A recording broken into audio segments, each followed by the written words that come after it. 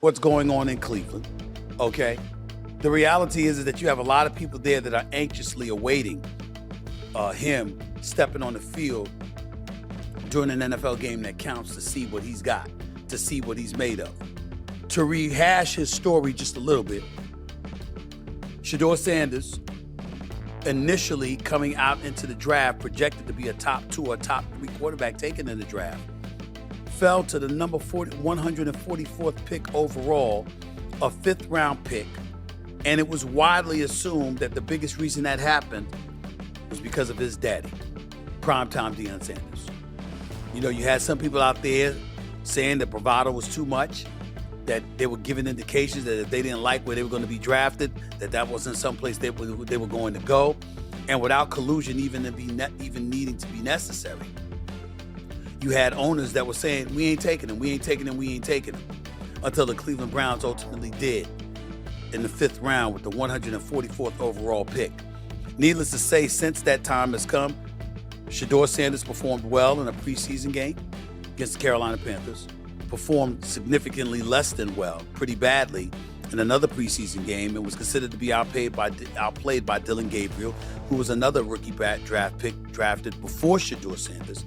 And as a result, he was the QB2. Sanders has been named the QB3. Joe Flacco was the QB1 for the Cleveland Browns. And when you look at their defense, you know they are legit, they're real. And you know if anything's holding them back, what's really, really holding them back, more so than anything else, it's their offense. It's not their defense. Because when you look at Myles Garrett, a monster if ever there was one on the defensive side of a football field, he is the best in the business. Nobody can deny it. Myles Garrett is that dude. All right. And then you look at some of the other pieces that they have. Clearly, if they had any kind of offense, the Cleveland Browns would easily be a title contender. But because they don't have any offense, they're a shell of themselves right now. They're desperately in need of a quarterback, and that's what's going on. Okay. Needless to say, Coach Kevin Stefanski had to talk about this because he's the only active NFL coach who's been named Coach of the Year multiple times in 2020 and 2023. We know he can coach, but we also know that this team is not good enough because they don't have offensive weapons. And they're trying to find a quarterback. Everybody's looking at them, begging them to get their act together and what have you. And Shedeur Sanders has been unapologetic about his confidence and what he believes he can do on an NFL field when given the opportunity, and that simply has not happened yet. And so anytime he says anything, it's going to be taken and just blown up into astronomical proportions. Unfortunately, my colleague at ESPN, ESPN's Rex Ryan, went on Get Up earlier this week and said that Sanders wasn't ready, questions his readiness for NFL speed and decision making, and basically said stuff like just shut the hell up and play and blah, blah, blah, blah, blah. One could easily argue that would have been excessive, and it's kind of crazy for Rex Ryan to tell somebody to shut up. But you know what? The bottom line is this. I understood where he's coming from. And Rex Ryan is one of the most brilliant defensive minds this game has ever seen as a coordinator. I know if you're a New York Jets fan, if you're a Buffalo Bills fan, you might not feel that way about the job he did as a head coach, even though Rex Ryan did go to a couple of AFC championship games. We keep forgetting that. But in the end, the bottom line is that they might have felt he was a bit too harsh with Shedeur Sanders. With all of that being said, Coach Kevin Stefanski had some things to say about his QB3 still. And by the way, I was on the record saying he shouldn't be a QB3. He should be a QB2 because we know you ain't putting Joe Flacco back in the damn game. So why would you even have him as a QB2 when you know his 40-plus-year-old self is just there as a security blanket? This is really about Dillon Gabriel or Shedeur Sanders' team for the time being moving forward. But nevertheless, that's what the situation is. And Kevin Stefanski was being talked to by reporters about these very issues. Here's what the head coach for the Cleveland Browns had to say. Take a listen. From the second he's been here, he's been working very hard, very intelligent young man. He's done a nice job throughout practice. And he's been, this whole season, he's been learning how to get yourself ready and understand the rhythm of an NFL week and what that looks like as a backup. And obviously now feel like he's ready to go in as a starter. So that's what he's saying, okay? And we get that part. We understand it. So what's the big brouhaha about? Brouhaha about?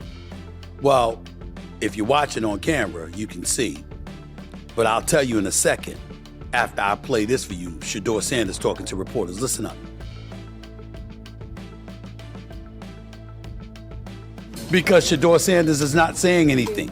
He's pantomiming as if he's speaking, but he's really not really saying anything, okay? He's moving his lips, he's moving his body language, etc., but he's not saying anything. Now, a lot of people look at that and they say it's immature. What the hell is he doing? To me, what he was saying is, no matter what I say, it's going to be taken out of context or it's going to be blown up and exploited, and it's not going to do me any good. It's only going to be harmful. Because you know how people are. Every coach, every organization wants their quarterback, in terms of dealing with the media, having press conferences or being interviewed, they all want their quarterbacks to be like Dak Prescott.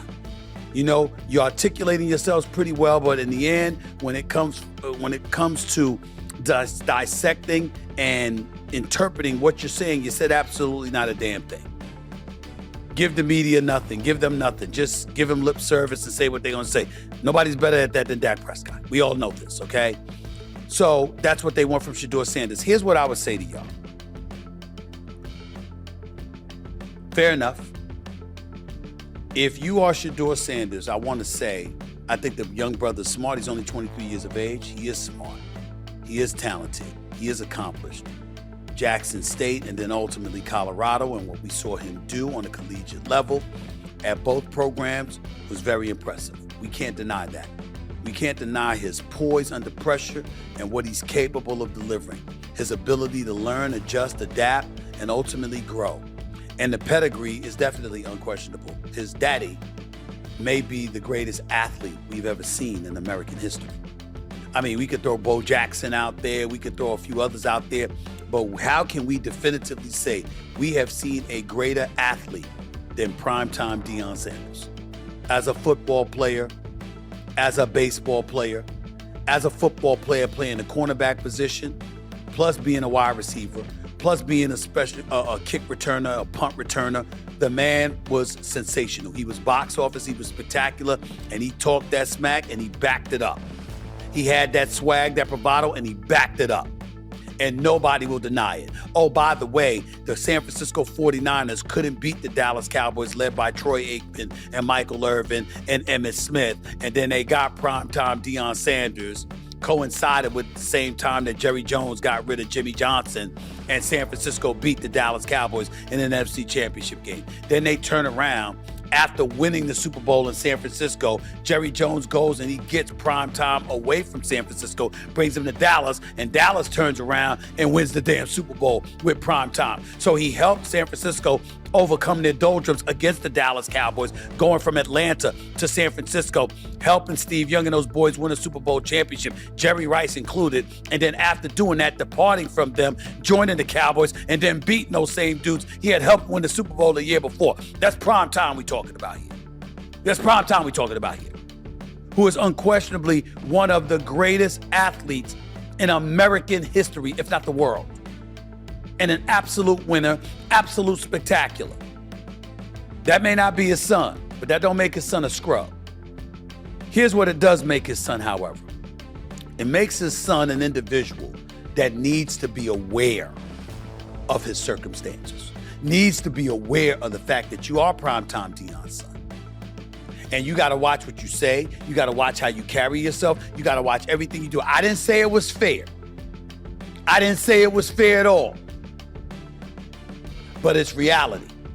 And it is time that Shedeur Sanders understands that every little thing he does is under a microscope because of who your dad is. And because you got a lot of people as lovable as your dad is. That's my brother. I love him to death. And I can speak to a lot of guys within the NFL that now work in television that will say the same thing about primetime Deion Sanders. We got authentic, real, sincere love for that brother. But that doesn't mean everything that has happened is right. Like primetime talking before the draft about how his son gonna listen to him, how they're gonna evaluate the process, and his son gonna do what his daddy wants him to do. We gotta remember stuff like that. And when asked the question, what if he don't listen? Who? In other words, of course he's gonna listen. That's why I broke Deion Sanders' heart to see his son drop in the draft, because he know that part of the reason that Shedeur Sanders dropped to 144th overall and being a 5th round pick was because of him. Because you had not the NFL community per se, but you got some owners out there. They don't want somebody coming to tell them what they're going to do. NFL owners don't play that. They're very big on control. Jerry Jones has proven that to you on many, many occasions.